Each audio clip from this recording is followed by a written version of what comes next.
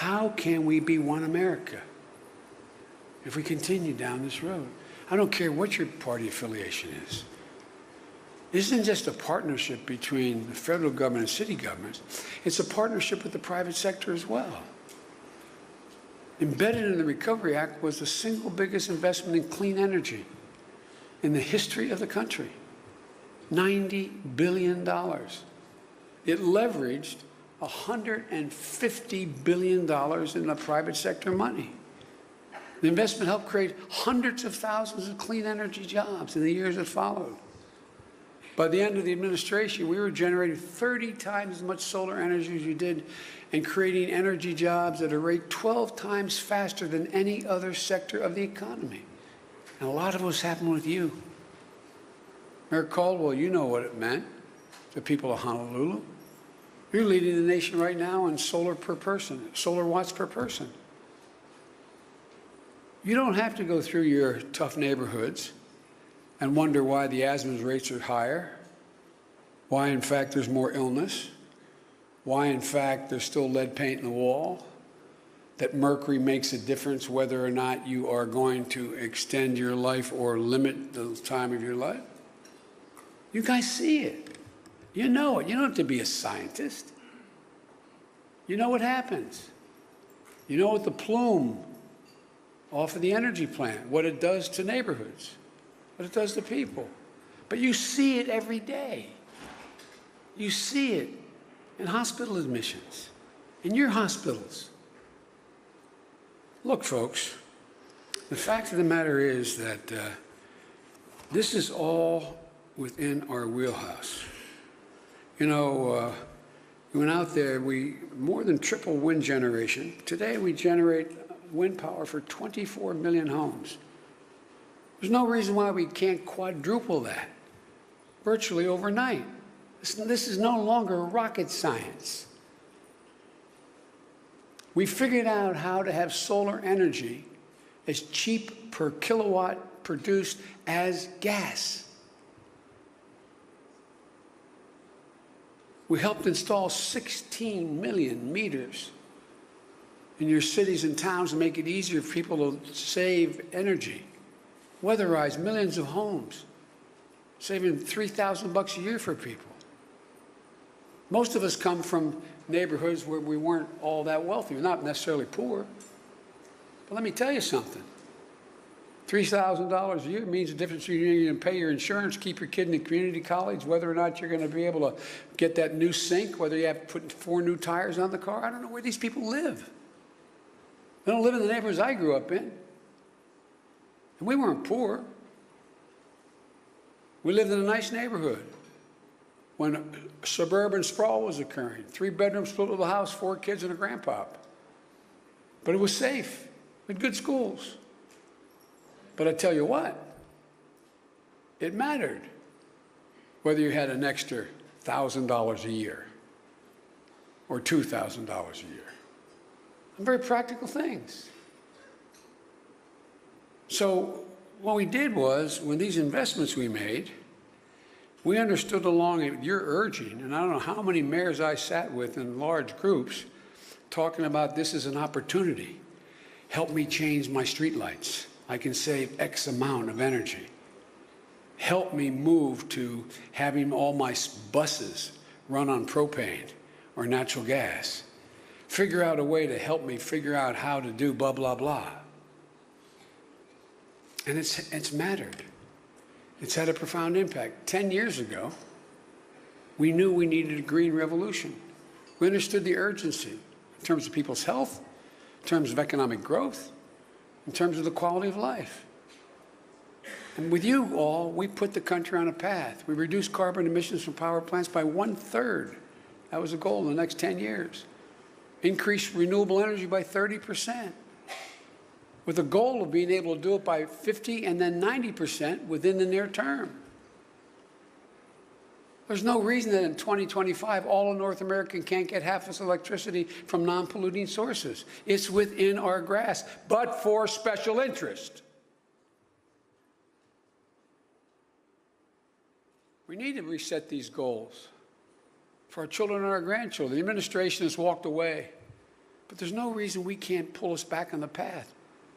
There's unanimity in my party. The vast majority of Republicans agree, and they support the goals as well.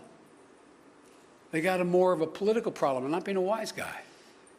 They got more of a problem with an administration. But every single one of you knows that investing in clean energy gives your city a chance to grow and create jobs. But you also know this is about more than that. It's about a matter of survival. The threat posed by climate change is existential. You know, the first meeting we had in what we call the tank over in the Pentagon, Barack and I, as new president and vice president, getting briefed. You know what the military said our greatest security threat is? Global warming. The military. The military. Simple reason. Sea levels rise a half a foot or a foot. You have tens of millions of people migrating. That's how wars start. That's how Darfur started. It matters. And you're seeing elements of this in your city, and I see it in my own state. Delaware has the lowest average elevation of any state in the country. We're on average 60 feet above sea level. Our State Department of Natural Resources, in conjunction with the feds, and the Environmental Control Agency, said by the end of this century, that's a long time, so it's hard for anybody to fathom that, 8 to 11% of my state will be underwater. Homes destroyed, jobs lost, towns off the map. I was down in Rehoboth Beach, Delaware. Some of you from this area may know where that is on the ocean. And when the EPA report came out talking about how sea levels are rising, next thing I see, literally the same day, is the National Realtors on the air saying, we've heard these warnings before, don't worry, buy on the beach. Not a joke. So, folks, this is real. I don't have to tell you that. But the fact of the matter is that you're in the ground every day. You see it. Hurricanes, droughts, wildfires, mudslides. Mayor Adler, you saw it in Austin. Record rainfall led to sediment clogging up your city's water treatment system. That didn't happen before. You saw it in Denver, Mayor Hancock, where last year the heat wave was so extreme, it was literally deemed dangerous for people to be inside without air conditioning. Our government's almost recent report found that heat stress and drought kill off up to a quarter of our corn, can kill off up to a quarter of our corn and soybean harvest. What's that going to mean for you mayors from the Midwest, from Iowa, from Kansas, from Nebraska? What happens? What happens in Dubuque when John Deere has nothing to plow? Not a joke. EPA has spoken. They've laid all this out. Our scientists have spoken. There's no dispute about this among scientists. Since when did we become science deniers? The United Nations told us, whether you agree with the exact number, that we have 12 years to act before it's irreversible. So say it's 10 years or 20 years. Nobody's disputing if we fail to act, we're going to have a more serious problem. Until the world is destabilized by food and security disasters, until they lose trillions of dollars in the fallout, until devastation we've already seen a terrifying glimpse of becomes the new normal, maybe that's the only thing that's going to change people's minds. But I believe, and I hope you do, that we have to put the country back together. When we pulled out of the Paris Climate Agreement, 400 of you said, not us. Republicans, Democrats said, not us, not my city. We're going to meet the standard. Governors across the nation said, not us, we're not going to do it. When we established the first ever limits on carbon emissions from power plants, double fuel economy standards of passenger vehicles of 54.5 miles per gallon by 2025, would have saved families and businesses and cities almost $2 trillion. These are economic models, $2 trillion. One of the proudest achievements of our administration was lead the passage, and Barack did it, of the Paris Agreement, which prompted every single country in the world to commit to reducing greenhouse gases. Every single one has but us. Every country in the world. In the last 2 years, this administration has walked away from the progress we made. They've walked away, but you've stepped up, as I said. The United States, we backed out of the agreement, but 400 of you said, no, no, not me. Conference of Mayors survey last fall, you all did. 57% of you said you plan to take action in 2019. 100 cities and towns have committed to transition to renewable energy, total renewable energy. They say that move away from fossil fuels, renewable power is within our power. It's equivalent of taking 26 million cars off the road, 30 coal-fired plants. Now I'm beginning to sound like the wonk I hate. But look, the point is, this is really important, and it's within our power. It's within our power to stem this erosion. You know, you've banded together to purchase more electric vehicles, to provide cleaner air, to reduce oil dependence. Last year, the 1 millionth electric vehicle was sold in the United States. 10 years ago, when we rescued the automobile industry, today Ford and GM are intent on being the world's leaders in electric vehicles. How many of you have taken action to put recharging stations in your city where your parking meters are? 48 electric vehicle charging corridors in American highways Barack and I laid out before we left.